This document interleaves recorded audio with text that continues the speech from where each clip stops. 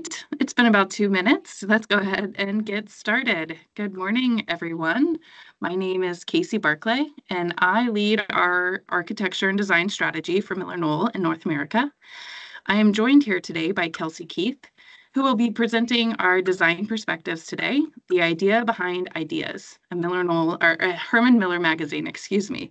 And with that, Kelsey Keith she leads our strategic creative direction for the Herman Miller brand worldwide. She also has 15 years experience in media in the architecture and design arena. And without further ado, I will allow her to go ahead and get started. Thank you so much, Casey. And I want to say, while I'm presenting, I will not be able to see questions, but my colleague, Janelle Kelsch, who runs Herman Miller brand marketing, will be here and can answer any questions in the chat. We're also going to reserve time at the end for questions that I can help answer live. So hit us up with anything that crops up. And we are going to be going through this. I am not going to take you through every page of this beautiful magazine, but I will tell you at the end how you can get a copy if you do not have one yet. But just to note, this is she. Worth getting a copy because I think, it kind of goes without saying, a magazine is a format that is unique. And so while most of these ideas are meant to translate to other mediums, this is a standalone thing on its own and definitely worth getting a copy. So this is what we're talking about here. I am going to share my screen, so bear with me as I do that. Okay. All right, we're ready to go. Welcome to this Herman Miller brand presentation about Ideas Magazine. We will go into the sort of origin behind this idea, as well as a brief alley into brand identity, which is new for Herman Miller this year. The magazine, kind of what we're talking about, then how these ideas have expanded into the entire Herman Miller ecosystem, and then where to find it. So I guess one origin story is also, as Casey noted, I have 15 years of experience in media. I ran Curbed as editor-in-chief, which many of you have probably read. And before that, I was the executive editor at Dwell. Before that, I was the founding editor of Architizer, and in between, I have written for many publications, some of which are out of print, but some, like the New York Times, thankfully still around. So coming into the job at Herman Miller was really interesting. I wasn't looking necessarily to go work for a company or a brand, but obviously Herman Miller's history and there's just so much substantive archival material that was really interesting to me as a writer, as an editor, as a researcher.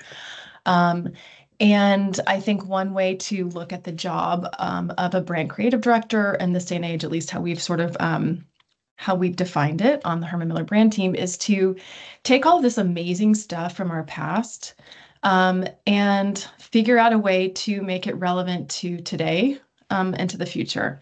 We all live in 2024, and so as much as we value what has happened in the past, you all as architects know very well that you can't just recreate the past. I mean, there's updated codes to think about, all that sort of thing, and just different needs for the contemporary person and how we live in 2024 and beyond. So from the brand side, one of the things that I have been thinking about a lot is, how to make this transition from the sort of heritage side of Herman Miller to what matters today. And really to do that, have found that if you focus on the ideas and values that were present when the design of yesteryear was created, if those are good values, they really hold true. And so if you can apply that same value set to what we're doing today, the result may very well be different, and it should be. But you can maintain some consistency with how you show up over time. And just one final note on that, when I got to Herman Miller and spent a lot of time in the archives, obviously a particular interest to me as a writer and editor, and a very visual person, was both graphics and then corporate communications, how Herman Miller talked about itself over time. So we did all of this foundational brand work that I'm not going to go into here, but comparing that result to what had been done, in 1971 when Ralph Kaplan was writing corporate communications, even back to George Nelson. There's a remarkable consistency in how Herman Miller has talked about itself over time, and that gives me a lot of faith that it can continue to be relevant to the customer of today. So that's just a little brief level set as we get into this. All right. Origins. So for the past few years, the brand team at Herman Miller, kind of what we've been doing. In 2023, we celebrated the 100th brand anniversary of Herman Miller, which hopefully you may have seen in some guides, either in person or on social media. So for that, we really focus on pulling out salient stories from the past around design authorship, environmental advocacy, innovative craft, and artful living. This year for 2024, our annual brand campaign is sort of all under this huge umbrella called This is Herman Miller. We started the year by introducing our new brand identity, which I'll get into in just a moment. And as I mentioned, we are making it contemporary by really focusing on the core ideas and values that we consistently express. And, we found that to be true across every channel, every product category, and every region of the world. Looking ahead into the future, one thing that we're working on right now is a 5-year plan called a brand vision to really solidify kind of what everybody who works on Herman Miller in different ways is focused on. And, as a brand team, kind of our goal that's not really measurable year over year or in typical like KPIs is really thinking about how people consider Herman Miller the brand 100 years from now. So a really foundational idea at Herman Miller is that our reason for being is design for people. In an architecture and design sense, this is kind of interesting because I think Knoll, our now sister brand, whom we love and respect very much, I think in some ways is a little bit of a foil to Herman Miller, and that, Knoll's approach really is about total design and how the spatial design is completely considered from the get-go, and then furniture kind of slots into that. Herman Miller actually approaches it from completely the opposite direction, which is that our sort of original module building block is the human. And so all of our product design is based on this idea of problem solving for the human and whatever, guise they need. And that could apply to office chairs. It could apply to upholstered seating. It could apply to all of these workplace solutions, that kind of thing. And for 100 years, we really have been guided by that value system that I mentioned. So in 2024, you've been approaching all marketing activities, and the magazine is one of these activities through the lens of these brand values. So a few things that we've done as the brand team to do that. We've introduced a new brand identity and design system, which I'll show you in a moment. We have been building on the brand storytelling capital we built through social, establishing a regular cadence for digital publishing, reaching readers directly through email subscriptions, which, as a side note, editor person, probably many of you have started subscribing to newsletters. You may have heard of something called Substack.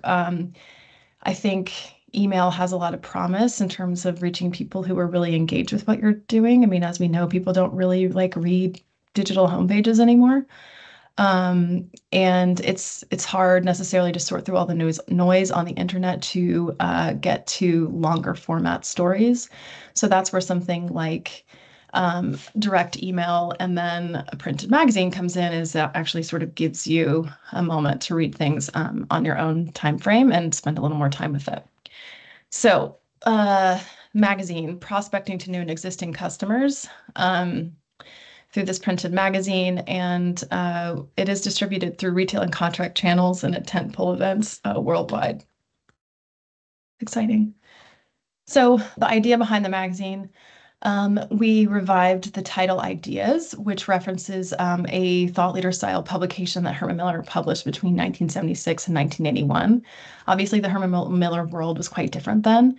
That particular publication was like a combination brochure newsletter um, that was distributed to internal folks, to dealers, to suppliers, to facility managers. So a little different now. It didn't really have the consumer angle that we're obviously intending here. So we launched this as a standalone print issue during Design Week in May in New York.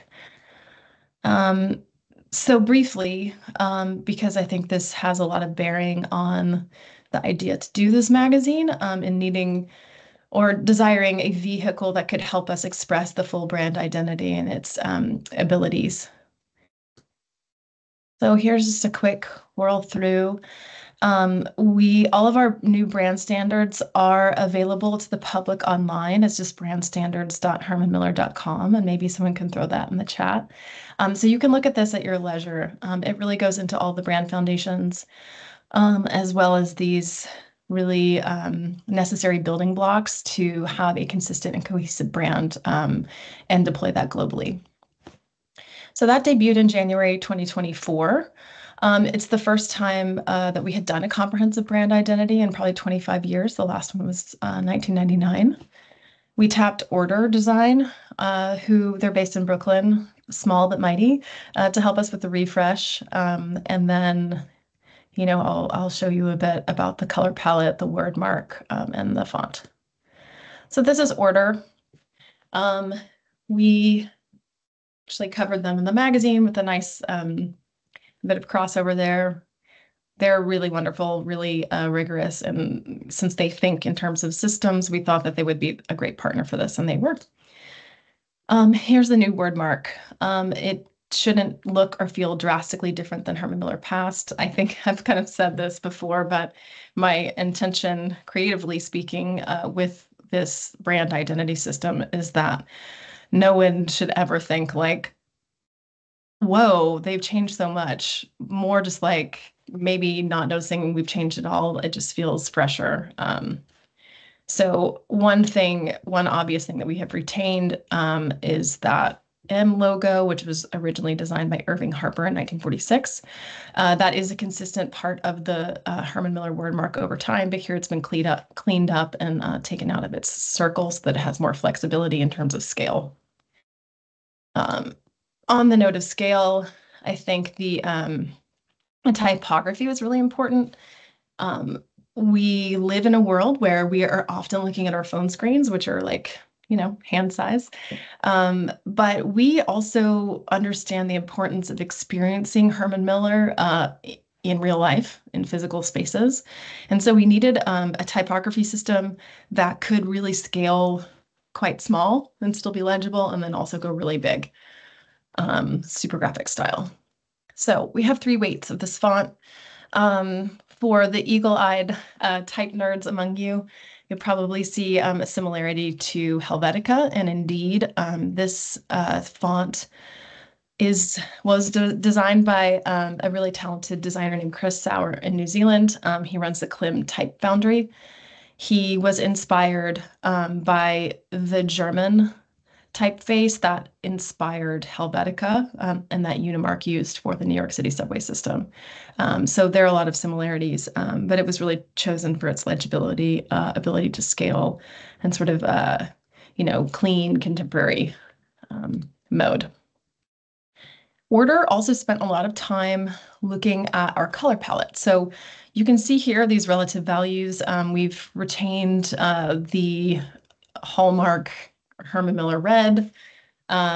We did an audit of all the various red values that were used in collateral across every medium and realized that they were all a little bit different. So we've set the color values in stone, and we still have that red as the primary color, supported by a sort of black and white infrastructure, and then with this amazing palette of supporting colors. And these supporting colors should feel like good weird, I would say. A lot of that color strategy is derived from the work of Alexander Girard, who was pretty pioneering in the sense that he introduced the probably weirder color sets to like mid-century America, and then just overall, would really do surprising things with colors in terms of pairings. And so this allows us a lot of the sort of joy and expressiveness of Herman Miller that really has to be there to be Herman Miller.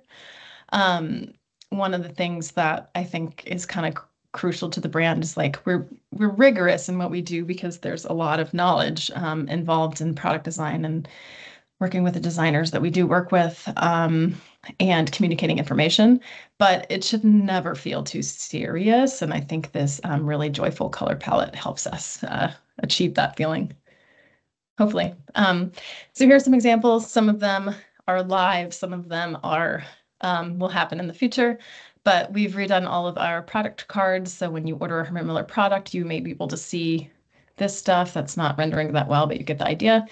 At bottom left is a view into our windows at the Herman Miller flagship in New York on Park Avenue South. And you can sort of see how all of that color, typography, templates, and word marks come together to have a cohesive picture. So, all right, we're going to move on to the magazine. Just flashed it on the screen, but here she is. Look and feel, again, using that new identity to express the brand, typography to carry information, color to add expression, and then templates to bring structure and consistency. This was an interesting project because it was both sort of structural and then more expressive in terms of individual stories, and that we were building all of the templates and then sort of subverting them to make really amazing editorial design. For the photography and illustration, a few things that we wanted to pull in were bold thematic graphics, wry illustrations that are like playfully reference our clear and efficient communication style, detail shots of working through an idea, and then classics shown in the context of current lifestyle photography to really show the timelessness of them and how they work for today. A few contributors I will note here, but that is to say this was a massive endeavor on behalf of all the creative production teams working for Herman Miller and our Herman Miller brand team. So it really does take a village. And when you see the magazine, the masthead at the back just shows how many people worked on this. It's kind of amazing. But a few people to call out here, in case you're familiar. Leo Jung is one of the preeminent editorial designers working today. He was the creative director of California Sunday magazine and worked for the New York Times magazine for a long time, based in California where I'm based. So that was nice to work together. Mimi Zeiger is someone you may be more familiar with. She is an architecture critic, a writer, a curator. She got her undergrad architecture degree from SciArc, and she lives in LA and is a total powerhouse. She edited this book for us. And then the cover art, which you just saw previously, is done by Kelly Anderson, who's based in New York. Her whole thing is kind of this combination of, I'd say, analog animation and then making it digital. So a lot of like Rizzo printing and things like that. She's really thoughtful and I think really loves the surprise and joy element of design. So she was a great partner for us in doing this cover design. And there's some little secrets about the cover that I'm not going to reveal, but I will let you discover when you pick up a copy of the magazine.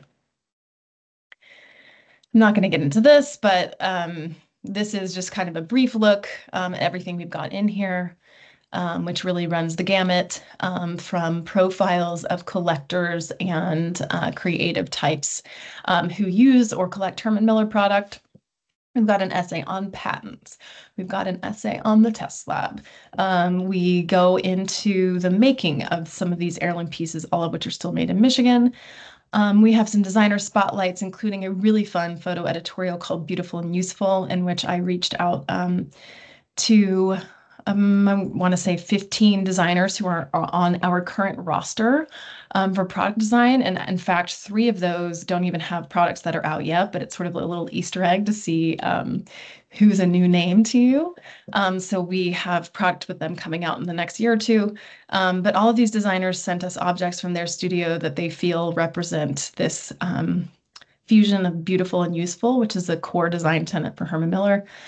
we photographed the objects and then had the designers write about them. And it's a really beautiful thing that sort of only makes sense in magazine format. So that's one of those fun things to look at once you pick up a copy. Just a quick little preview. So for these purposes, I think what I would, if there's anything I'd love for you all to take away, as you're hearing about what Herman Miller brand is up to in this magazine in particular, is that because we have really chosen to focus on the ideas of design at Herman Miller, broadly speaking, all of these things actually translate far beyond the pages of a magazine. And so we've used the ideas present in this issue to start programming for various formats, from events, from lectures and talks, to social storytelling, to exhibitions. And so I'm going to go through a few examples of those so you can see sort of how these ideas present in the magazine translate to the entire Herman Miller universe. Okay. So first up, not a complex idea, but we did a panel discussion around the brand identity and the magazine design during NYC by Design in May. This was all happening at our Park Avenue flagship, which hopefully those of you based in New York have been to many times. If not, please let us know. We would love to give you a tour and bring you into that world a little bit more. So we had the magazine displayed in store. I think we ran through all of our copies. I don't know if it's stocked now, but they went pretty fast. And then Jesse Reed from Order and Leo and I spoke to Diana Buds in conversation about brand identity, how it influenced the magazine design. And it was a packed house with maybe 100 people in attendance, which I think is pretty good for what could be a nerdy design talk.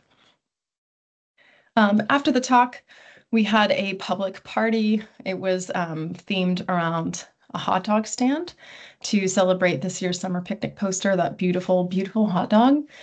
We had totes, we had dogs, we had fun. And this was also a way to get the magazine in the hands of people. You get the idea.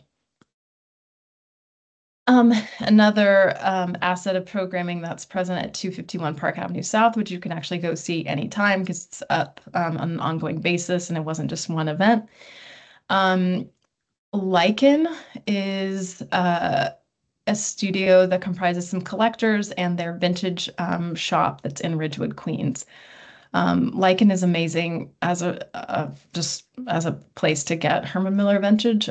So I'd encourage all of you to check them out, either in person or online. And the founders are really interested in this design conversation around timelessness, around design, around vintage, around collecting. And it's all done in a really accessible way. One of the things that they have programmed in their space, which you can see at left, Allison Bashai, who works for Lichen, came up with this idea. It's the resource design book lending library. So we also installed a chapter of the resource lending library at our flagship in New York.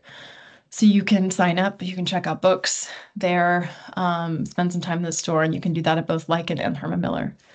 And then we've got a profile of Lichen in the magazine, so it all kind of ties together. Up next, for any of you who attended Design Days in Chicago as part of NeoCon this year, we have a really robust test lab feature in this magazine that is about the Herman Miller test lab. That idea was translated into a larger MillerKnoll exhibition around sustainability and the brands that are present within the collective. And so you could see this test lab brought to life in an exhibition space that was designed by Standard Issue in New York. It looked amazing. You could see all of our beautiful furniture get beat up in real time. It was really fun. Hopefully you saw it. Next, we have a really amazing ergonomics feature that was written by Diana Buds, who had worked with me at both Dwell and Curbed. She's now a freelance writer, one of probably the preeminent design and architecture writers working today. She wrote about ergonomics, its history, its applications. There's some really surprising and fun stuff in there, as well as really great imagery. One of those is pictured at the top left. That's Bill Stumpf working on the ergon chair, which is really the first ergonomic chair that Herman Miller introduced in 1976. All of that work has helped us kind of work on an exhibition approach that we are introducing first in London. We have a Herman Miller showroom and retail space that's opening as part of a combined MillerKnoll experience in London. It's in Clerkenwell next to St. John's Arch, and it's opening, I think the soft opening is like next week. So that is a really, that's a really amazing location for anyone traveling to London or based in London. But you can see here, we've dedicated a specific exhibition space in all of our new showrooms that are opening up, and how we're programming those exhibition spaces from the get-go are around the design behind our seating. So it has to do with ergonomics as well as a broad range of other things, including, modularity, component design, that sort of thing. And you can see how that ergonomics feature is kind of informed how we're doing this. And it's obviously not a replication, but these two speak together really well, and I think helps sort of undergird this idea of ideas at Herman Miller. Next, we covered Herman Miller's first design director, Gilbert Rohde, in the magazine. We did a profile on him. I think he's sort of a not as known design personality at Herman Miller because he was the first design director predating George Nelson. A couple of interesting facts about Rohde, who you're going to be hearing more about from us this year because we have some reissued products that are entering the assortment, including this chair at top right here, which will be featured in the New York showroom, along with an exhibition of Gilbert Rohde's work, including some vintage pieces in our Herman Miller archives. Those are some renders so you can see, kind of get an idea of what that's going to look like in New York. Rohde was really interesting, I think, just historical side note. He was really the person who convinced the owner of Herman Miller, DJ Dupree, to go modern, to sort of abandon the matching furniture suites that Herman Miller had been doing in the 20s. Rohde was a bit of a autodidact and had been based in New York, spent some time traveling, visited the Bauhaus, was very inspired. And when he met Rohde, he was the one who really convinced him to like put his faith in this idea of modernism. And I think the two of them together, it's this like blend of Dupree's, this somewhat conservative in values, Midwestern, furniture company owner, and then Rohde, who had this sort of enterprising spirit of modernism as the wind in his sails. The two of them together kind of formed this original idea of Herman Miller that I would say still exists today. So Rohde is going to be present in the New York showroom, which is opening this fall. That's going to be a really exciting opening. Hopefully, many of you on this call can join us for those opening events. I think they're probably scheduled for October. But we'll have 2 floors in 251 Park Avenue South. So the stack will include the Herman Miller retail space that is existing, as well as a new Knoll retail space, showroom space for both Knoll and Herman Miller, as well as Geiger. Maharan will retain its 3 floors, and then we'll have some combined MillerKnoll welcome space as well as working space for the staff who work out of that location. Another thing present in the New York showroom that you will see is a big spotlight on Chadwick modular seating. So this is also showing up in London, but in the MillerKnoll piece of the pie. Don Chadwick, you probably know as the co-designer of the Aeron chair. He also designed the Chadwick modular seating system. Maybe some of you have spec'd it in your projects. If not, I would encourage a second look at it. It's actually amazing and really adaptable to different environments. So Don designed that in 1974. So we are celebrating its 50th anniversary this year. that is a focus in the magazine, as well as we've reintroduced this big design poster from something called the Big Book, also done in the 70s. That's available through our retail channels as a graphic poster. And then you can see the Chadwick modular system getting a real place of prominence in most of our upcoming showroom projects. So that's kind of a sneak peek at some of the stuff that you will see in New York when it opens later this year. All right. And finally, I would be remiss in not mentioning our social storytelling. Obviously, this kind of goes hand in hand with any content that we're doing. We format it and program it specifically for that platform. These are Instagram posts, as you can see, but we do this on LinkedIn as well.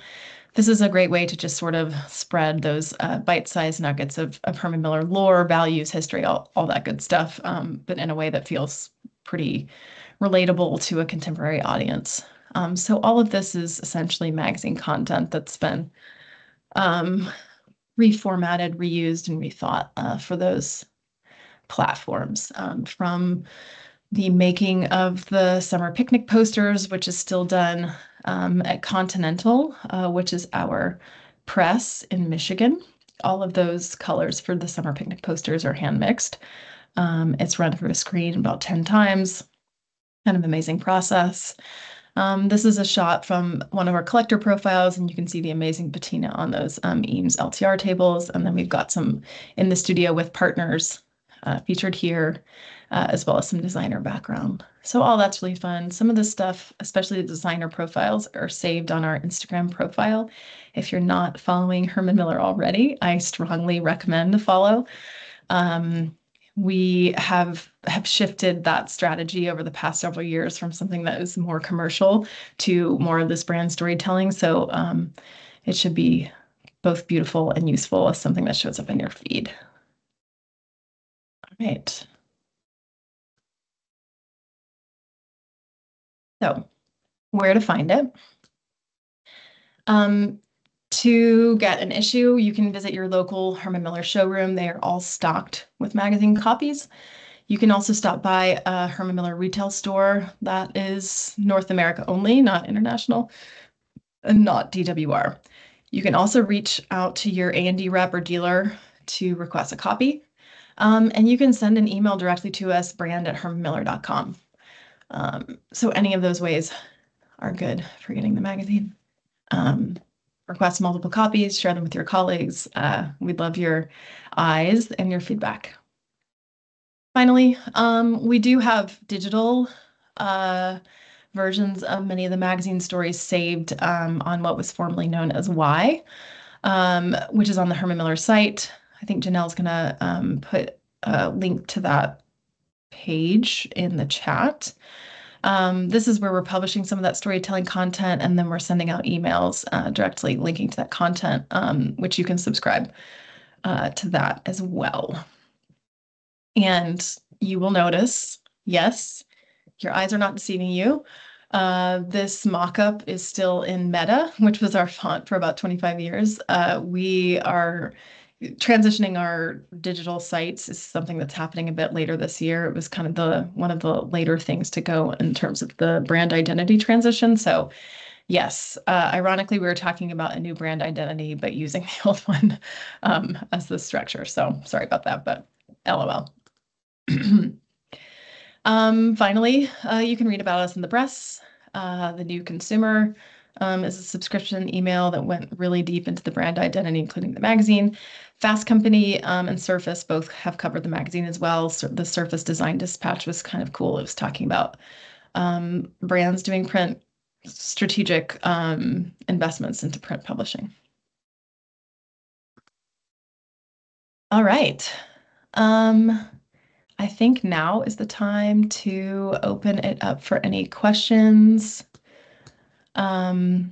Kelsey, while people are thinking about their questions and putting them in, there was one comment made early on about industry jargon always being amusing, if somewhat baffling, and tentpole event remains confusing even after reading its definition. I don't know if you wanted to touch on that. I love that. I agree with you. That is definitely marketing. It's definitely marketing speak. Tentpole events. Where does tentpole come from? I don't know, maypole or something. Anyway, I think that just means the like really significant events that happen throughout the year, which for us at Herman Miller, obviously Design Days slash NeoCon. We've got NYC by Design in New York. We did not do anything this year, but we did last year in Milan during Salone. And then we are looking at different design weeks around the world. That's typically when it happens. There's Tokyo Design Week. There are events in Shanghai, London Design Week, for example. So that those are examples of what in marketing language one might call tentpole events. Um, I think, you have to be nuanced about it, right? Like we don't always need to go to Salone because you have to think about the audience and what you have that's interesting to show for each of those locations. So it's not always a given, but usually you'll find us at a few big global events around the world, but definitely always design days. All right. One of the other questions, and I don't know the answer to this, maybe Janelle would as well. Where are we able to purchase this Herman Miller bag? And it's the Herman Miller typeface in the various colors. Yeah. Very good question. We have currently produced this bag for a pop-up that's happening in Shanghai. We'll be bringing it stateside within the next few months, and you'll be able to get a bag free of charge from your rep. So look for that in the next few months. I will say this bag was done by our partners at Order and has probably generated the most interest of anything. It was done as just a way to express what the brand will look like moving forward. And we've taken it to heart and are actually going to be, we did produce it for China for the pop-up that's happening, but we'll be, again, producing it here. And I do want to also note the design that's there is making its way to the front of the product sleeves that are included with our products. So as you order products in the future and you receive the inbox material, it will all be packaged in a sleeve that represents this design. So something else to look forward to.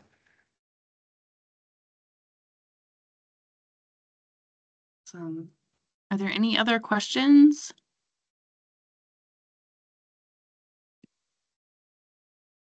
Okay, well, I believe that concludes our Design Perspectives call today. Kelsey, thank you so very much. This was very enlightening, refreshing to hear. Love hearing where the Herman Miller brand is going.